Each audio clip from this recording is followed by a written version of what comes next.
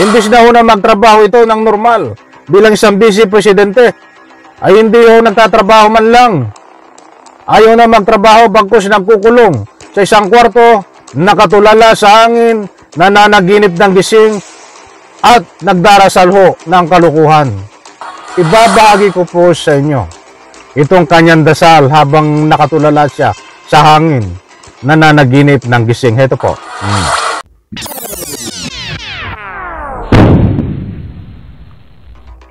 Alright, welcome back to my YouTube channel. I'm Andy's Vlog. Ito, latest update tungkol dito sa palala ng palala na kondisyon ng kaisipan nitong Vice Presidente na si Sara Duterte. Nako ho, ay nakukulong ho sa isang kwarto, sa isang sulok, at nakatulala sa hangin habang nananaginip po ng gising. At ito po ang latest update. Nakatulala, nakakulong sa isang kwarto at nagdarasal ng patuloy. Nako ho, ay hindi naman po lingid sa inyong kalaman na napakarami ho ang nananawagan dito na kung ayaw ng ma-impeach ay kailangan nang bumabas sa pwesto dahil hindi na ho kaya ng kanyang katawan lupa, ng kanyang kaisipan ang tama at tapat na pamumuno sa ating Republika ng Pilipinas bilang isang kagalang-galang matino na Vice Presidente. Nakasalalay po ang kapakanan ng taong bayan dito at Republika ng Pilipinas. Tayo pong taong bayan sa pamamagitan ng tax ang nagpapasweldo dito. May karapatan po tayo na ika nga po ibahagi at ipaabot sa kanya kung ano ang ating mga salubin at public opinion ayon ho sa kanyang mga galawan na nakikita ho natin. Hindi lang ho yan sa sakit sa kanyang ikangapoy, di umano na hindi tamang galawan ng kanyang pag-iisip. Hindi lang po yan.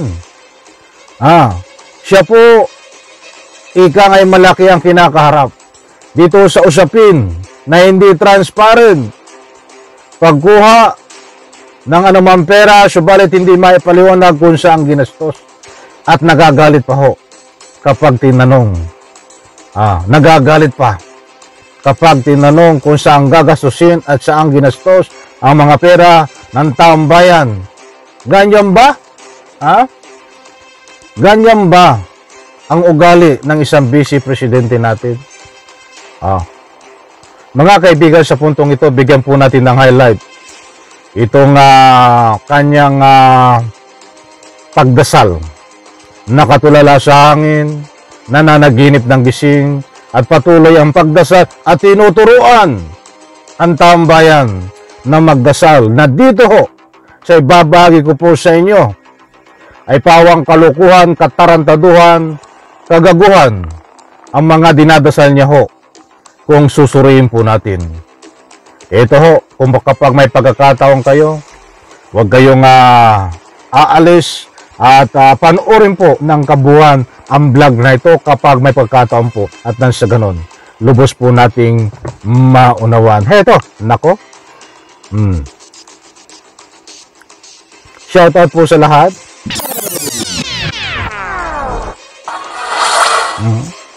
Nanawagan ngayon si Vice President Sara Duterte sa mga Pilipino ng dasal at kapayapaan para sa bayan sa gitna ng anyay presensya ng kasamaan, inustisya at personal na interes ng ilan.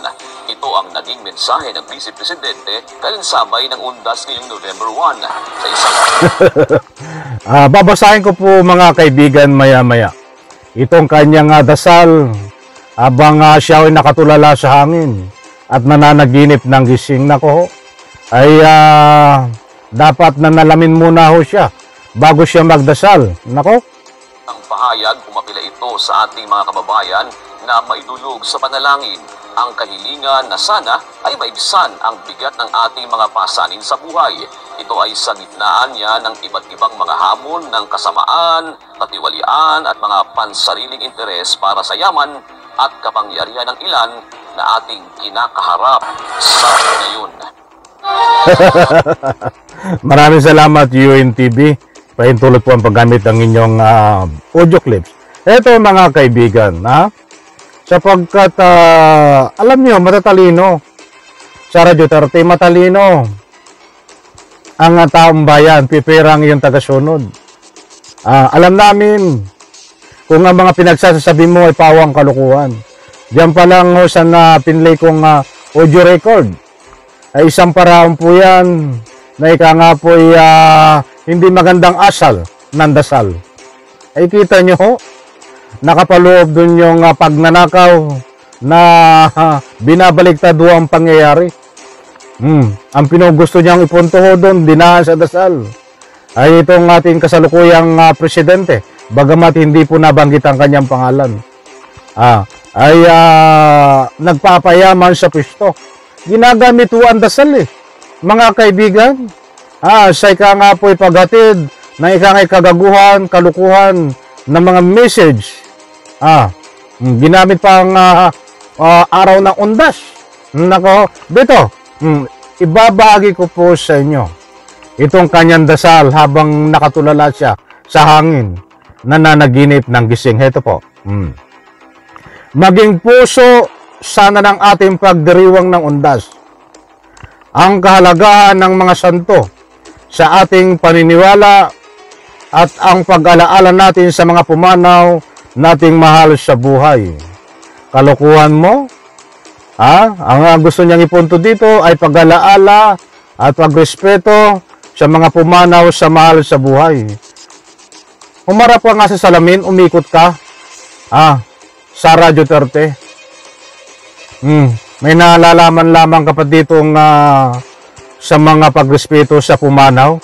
Bakit nirespeto mo ba itong bangkay na gusto mong hukayin na napanood sa buong mundo ang iyong mga sinabi na kalukuhan? Hukayin mo ang bangkay diyan sa libingan ng mga bayani. Yan ba ay tapos ngayon magdadasal ka sa araw ng undas habang nakatulala ka, nakakulong sa isang kwarto? Bakit po natin nasabi nakakulong? Imbis na ho na magtrabaho ito ng normal bilang isang vice presidente, ay hindi ho nagtatrabaho man lang. Ayaw na magtrabaho bagkus nagkukulong sa isang kwarto, nakatulala sa hangin, nananaginip ng gising, at nagdarasal ho ng kalukuhan. Naku, ganyan ba ang ugali ng isang matinong vice presidente? Kailangan na ho talaga itong isugod sa pinakamalapit na paggamutan upang alamin kung ano ang tunay laman ng utak nito. Ito pa ho. Sa ating mga pagtitipon ay ipagdasal natin ang maluwalhating kapayapaan ng kaluluwa ng mga pumanaw kasabay ng ating pagpapasalamat sa kanilang pagmamahal, gabay at mga aral na ipinagmana nila sa atin. Alam nyo, ang mga nakapaloob sa kanyang dasalo ay hindi po nagre-reflect ng kagandahan sa kanyang pansarili na ika nga po'y pagkatao. Kung magdadasal ka, dapat hindi ganito. Ginagamit mo ang dasal sa ika nga po'y kagatid ng maling mensahe para matira mo ang iyong gustong tirahin. Alalahanin din natin ang kabanalan ng mga santo na pagpatatag sa ating pananampalataya sa Diyos. Idulog natin sa kanila ang ating pangamba. At manalangin tayo at maibasan ang bigat ng ating pasanin sa buhay. Sama-sama nating ipagdasal ang kapayapaan at katatagan ng ating bansa sa harap ng hamon ng kasamaan. Sino ba naghahamon ng kasamaan? Ikaw ang kasamaan sa Republika ng Pilipinas, Sara Duterte. Hindi ka nagtatrabaho bilang isang vice presidente dahil hindi mo na kaya na magtrabaho. katiwalian at mga pansariling interes. Sino ba ang may katiwalian? Ikaw ang may katiwalian. Kaya nga, magpapail sa'yo. Ilang tulog na lang. Ang palilipasin at magpapail sa'yo ng impeachment complaint na pandarambong. Yung mga sinasabi mo dito ay binabaliktad mo ang pangyayari. Ikaw ang may katiwalian, ikaw ang nagpapayaman sa pisto. Huwag mong ibaling sa lahat, huwag mong ituro ang gusto mong ituro dito na alam namin ang pinupunto mo. Ayoko nang basahin ito. Ang mga pansariling interes para sa yaman at kapangyarihan ng ilan. Hindi po ito dasal. Ito po ay isang dasal na kalukuhan. Dasal nga kung ituring, pero dasal na kalukuhan. Sabi ko nga po sa inyo, hindi lahat po ng isda ay nasa dagat. Hindi po lahat ng ganyang kunwari nagdadasal ay dasal. That is my public opinion na naayon ho. Kung susuriin po natin itong mga dasal ni Sara Duterte na habang nagdadasal ho ay nakatulala sa hangin, nananaginip ng gising, diyan ho sa loob ng kanyang pinagtataguan, pinaglulunggaan na nakakulong sa isang kwarto di umano. Nako ho. Mga kaibigan, any reaction dito ho sa mga galawan at tinuturuan po tayo ni Sara Duterte na magdasal. Wala na ho itong kredibilidad para magsabi ng ganyan. Damage well done, huli na ang lahat. Huli na ang lahat. Bakit ngayon mo lang ginawa? Kaya rami mong kinuha na pera. Ipaliwanag mo yan. Mga kinuha mo na yan bago ka magdasal. Kahit ano pang maghapon ka magdasal, kahit abutin ka ng 2 linggo na magdasal, kahit magpagulong-gulong ka pa habang nagdadasal, walang maniniwala sa iyo, Sara Duterte. Dahil alam na ang kalakaran ng iyong pag-uugali bilang isang vice presidente. Yan ang ganda sana kung nagdasal ka pa. Kung iba nakapaloob sa dasal mo. Pero ngayong sa dasal mong ito, hindi po yung dasal. Isang malaking kalukuhan mo yan.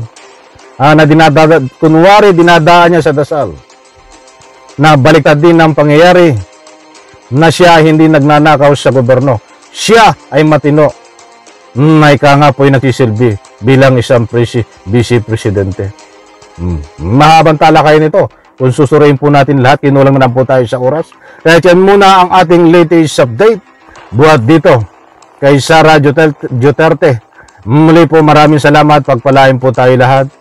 Pakisupport po ang aking second YouTube channel. Nandyan po sa comment section. Pakisubscribe po. At siyempre itong aking main YouTube channel. Please subscribe kapag hindi po kayo nakasubscribe pa. Maraming salamat. Isang like ko sa video na ito. Bye-bye. Palapakan.